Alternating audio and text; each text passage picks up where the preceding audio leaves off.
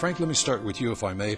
In September, if my research is correct, it was in September of 1968, the unmanned Russian, what was that, Zond 5? Zond 5 made an orbit of the moon. Did this affect your mission? I'm not certain whether it affected our mission or not. I was told that the CIA had intelligence that the Russians were going to try to put a man around it before the end of the year. And that was the reason for the change in our mission. Because after all, the Apollo program was just a battle in the Cold War. That's what it was, fundamentally a battle in the Cold War. Boy, you hammered it. You hammered the whole theme of my series of questions here. Oh, but, I'm sorry. No, that's great. That's you want to great. start over? No, all I have to do is shut up. Point. And you'll not shut up. James, what was the original mission? How did it change? The original mission actually was an Earth orbital mission to test the command module again and the lunar module for the first time, and to make sure that both of them would work before we committed them to the moon. And we'd also do a high-speed reentry, just like we would come back from the moon, to test out the reentry procedure of this super circular type of reentry. And of course, when Apollo 7 went 11 days was successful, and we had some idea that Frank mentioned that the Russians were going to put a man around the moon, and the lunar module was not ready by 1968. Then a very bold decision on the part of NASA management decided to take Apollo 8 around the moon. Well, bold it was. Bill, what would you think the odds of success for this bold mission? Did you calculate that at all? Well, frankly, I thought we had about a 1 chance in 3 of having a successful mission. Another 1 chance in 3 of having a mission like Apollo 13 where they made it back but weren't able to accomplish the landing. And then maybe a 1 chance in 3 of not making it back. Well, that's pretty chilling. Those aren't very good odds, are they? Well, you keep in mind, as Frank said, this was not a program to explore the moon or develop technology. It was a program to demonstrate to the world and to ourselves that American technology was preeminent and that we could beat the Soviets in that regard. And that's where the new Saturn rocket came into this mix? Saturn rocket was necessary in order to do this. Of course, one thinks and one believes and one has been told that the NASA always been very fastidious about testing before sending any humans out on these kinds of missions. Were there concerns about using the new Saturn after just such limited testing? Let me ask you, Frank. I didn't have any concern with that. Each astronaut had a specialty. Mine happened to be boosters.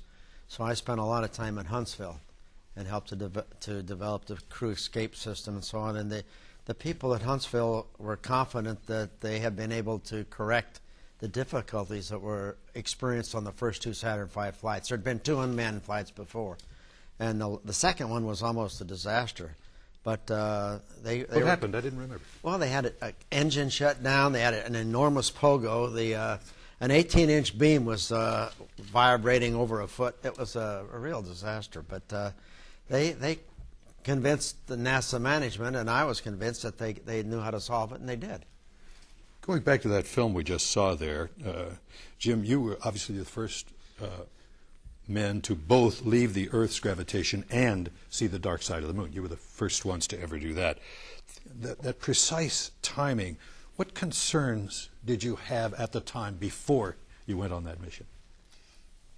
Well, Nick, I really didn't have much concern. I was sort of happy that that decision was made.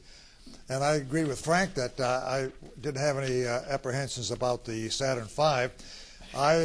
Since Apollo 7 went around the Earth for 11 days, I thought going to the moon would be a natural follow-on. You know, we were 3 explorers doing something entirely different. We were going the entire distance, 240,000 miles, and we're going to see the far side of the moon, which we never see the far side, of course, from the Earth. And so I was quite excited about it. It was, though, in the morning when we got to the top of the gantry, and my 2 companions went into the spacecraft first. It was still dark out, and the press cars started to come and man the station.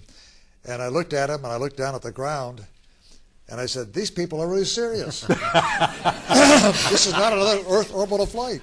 This is going to the moon. And that maybe was the time when I said, well, here we go.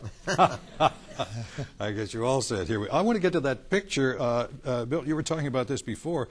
In that film we just saw, that the Earth rising above the horizon of the moon, we saw two pictures there, I believe, of that shot. Which one was yours, or were they both yours? Well, first of all, I'd like to say that if Frank had told me about this vibration, I'm not sure I'd have gone. First I heard about it. The pogo. But I did have my blanket and some stuff.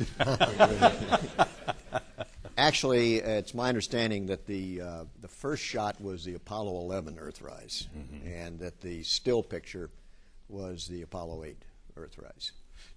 It must have lent itself to some grand thoughts when you saw that, the Earth rising above the horizon of the moon. Well, what struck me, I mean, I think we were all taken aback, because there had been no planning, discussion of seeing the Earth. We were trained to a degree to explore the moon, to comment on the topography and geology, if you will, of the moon. And when I saw the Earthrise, and then also pictures of the small Earth from a lunar distance, it crossed my mind that, here we'd spent all this time studying the moon, and what we were doing was discovering the Earth. Wow. Tagging on to that then, taking it to the next step. Which one of you, or did you do this together, decided to read from Genesis? Well, the Genesis reading, about 6 weeks before the flight, I got a call from Julian Scher, who was the head of the PI for NASA, and his widow is here today somewhere. I saw her. There she is right there.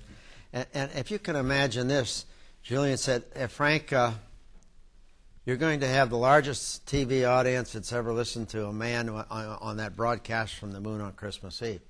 I said, gee, that's nice, Julian. What should we do? He said, anything that's appropriate. Right there, that was the essence of this country. If we'd have been Soviets, we'd have been talking about Lenin or this or that. And I got the instructions to tell the crew, just do what's appropriate. And so frankly, I think we were all really busy with the flight plan. That was the last thing on my mind. I don't know about you guys, but I contacted a friend of mine, Cy Borgen, and about 2 weeks before the flight, he came back with the idea of maybe reading from Genesis, and we all liked it, and that's how it happened. Almost ad hoc, but so appropriate. Well, just as one of the ones that was back here watching, may I tell you that was one of the most moving experiences of the entire NASA program, and that is saying a lot. That's a considerable thing to say.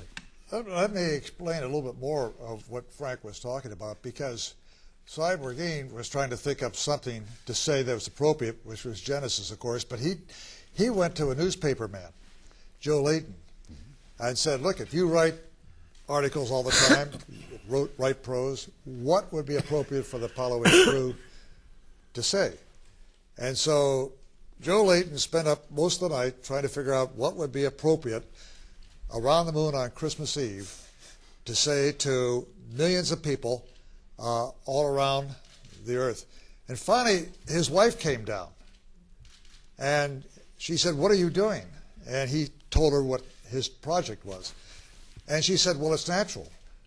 Read the first 10 verses of Genesis, which is the foundation of most of the world's religions, not just the Christian religion, but most of the people who will be listening to you are probably not Christian. And that's how it finally came to pass. Well, she should get a plaque somewhere on this. I think she should. And thank heaven she didn't say, yes, Virginia, there is a Santa Claus. What a great and Somebody else said that, though. Yes.